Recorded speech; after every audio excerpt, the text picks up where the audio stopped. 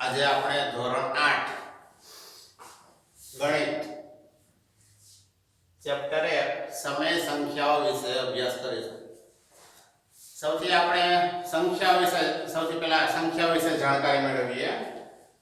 જેમ કે સૌથી પહેલા જ્યારે શરૂઆત થઈ હશે ત્યારે 1 2 3 4 એ બધી સંખ્યાઓ છે એનાથી શરૂઆત થઈ હશે, એટલે એને કુદરતી સંખ્યાઓ એટલે કે પ્રાકૃતિક સંખ્યાઓ તરીકે ઓળખવામાં આવે છે।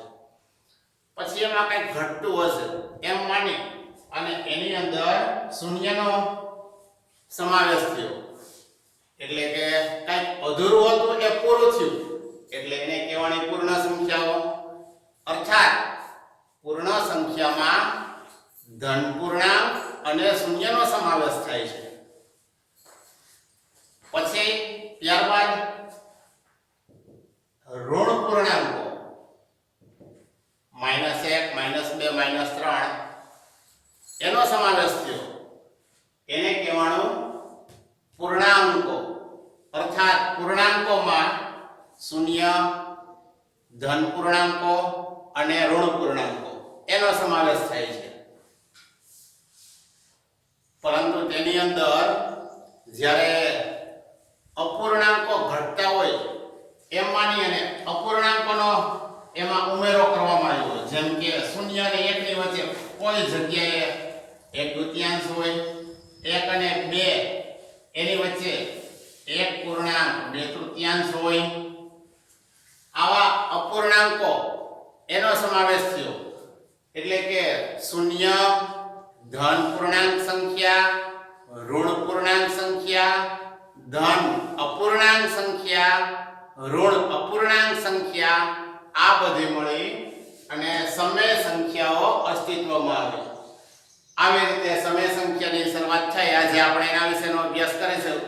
સૌથી પહેલા સમય સંખ્યા વિશેના ગુણધર્મો વિશે આપણે માહિતી મેળવીશું।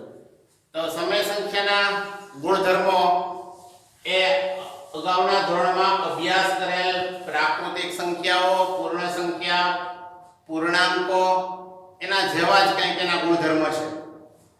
પ્રાકૃતિક સંખ્યાઓ એ પ્રાકૃતિક સંખ્યાગણને n તરીકે ઓળખવામાં આવે છે। પૂર્ણાંક સંખ્યાઓને whole નંબર એટલે કે w તરીકે ઓળખવામાં આવે છે। પૂર્ણાંકોને z તરીકે ઓળખવામાં આવે છે અને સમય સંખ્યાઓ એટલે કે રેશનલ નંબર r તરીકે ઓળખવામાં આવે છે। તો સમય સંખ્યા વિશેના ગુણધર્મ સૌથી પહેલા બાકીની અગાઉ અભ્યાસ કરેલી 3 સંખ્યાઓ મુજબ જ સૌથી પહેલો તેનો ગુણધર્મ છે સંવૃત્તતાનો ગુણધર્મ। સંવૃત્તતાનો ગુણધર્મ એટલે દાખલા તરીકે સંવૃત્તતાનો સરવાળા વિશેનો ગુણધર્મ હોય તો જે બે સંખ્યાનો સરવાળો, જે બે પ્રાકૃતિક સંખ્યાનો સરવાળો પ્રાકૃતિક સંખ્યા જ મળે તેને પ્રાકૃતિક સંખ્યા વિશેનો સંવૃત્તતાનો ગુણધર્મ કહેવાય। તો સમય સંખ્યામાં પણ તે મુજબ જ આવે છે કે જે બે સમય સંખ્યાઓનો સરવાળો સમય સંખ્યા જ મળે તેને સંવૃત્તતાનો ગુણધર્મ કહેવાય છે। સંવૃત્તતાનો ગુણધર્મ એ ગણિતની 4 મૂળભૂત ક્રિયાઓ એટલે કે સરવાળો, બાદબાકી, ગુણાકાર અને ભાગાકાર ચારેય ઉપર લાગુ પડે છે। એટલે કે સંવૃત્તતા સમય સંખ્યા માટે સંવૃત્તતા સરવાળો, બાદબાકી, ગુણાકાર અને ભાગાકાર પર લાગુ પડે છે। ભાગાકારમાં શૂન્ય સિવાયની દરેક સમય સંખ્યા પર સંવૃત્તતાનો ગુણધર્મ લાગુ પડે છે। બીજો છે ક્રમનો ગુણધર્મ। ક્રમનો ગુણધર્મ એટલે બે સમય સંખ્યાનો સરવાળો ગમે તે ક્રમમાં કરવામાં આવે તો પણ તેની કિંમત એક જ મળે છે। આ ક્રમનો ગુણધર્મ છે એ સમય સંખ્યામાં સરવાળા અને બાદબાકી બંને માટે લાગુ પડે છે। ત્યારબાદ છે તટસ્થ સંખ્યા। સમય સંખ્યા માટે તટસ્થ સંખ્યા એ સરવાળા માટે 0 છે અને ગુણાકાર માટે 1 છે। ત્યારબાદ છે વિરોધી સંખ્યા। જે બે સંખ્યાનો સરવાળો 0 મળે તે બંને સંખ્યા એકબીજાની વિરોધી સંખ્યા છે તેમ કહેવાય। સમય સંખ્યા માટે આ છે વિરોધી સંખ્યાનું અસ્તિત્વ. ત્યારબાદ છે વ્યસ્ત સંખ્યા. સમય સંખ્યા માટે વ્યસ્ત સંખ્યા એટલે શું? તો જે બે સંખ્યાનો ગુણાકાર 1 મળે તે બંને સંખ્યાઓ પરસ્પર વ્યસ્ત સંખ્યા છે તેમ કહેવાય. આપણે યાદ રાખવાનું છે કે વ્યસ્ત સંખ્યામાં એક સંખ્યા હંમેશા ઋણ અને બીજી સંખ્યા ધન સંખ્યા મળે છે.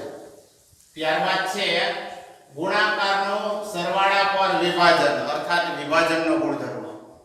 ગુણાકારનું સરવાળા પર વિભાજન અહીંયા ફક્ત સરવાળા પર જ નહીં, સરવાળો અને બાદબાકી બંને પર તેનું વિભાજન થાય છે.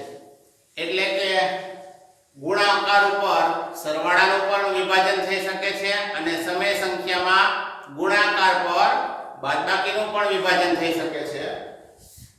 એક તેનો ગુણધર્મ જૂથનો ગુણધર્મ છે.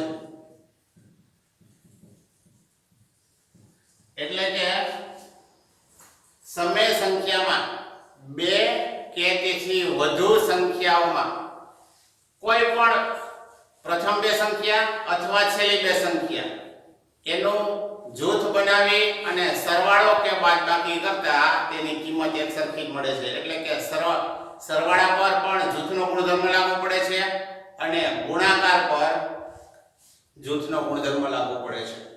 આ હતા સમય સંખ્યાના ગુણધર્મ.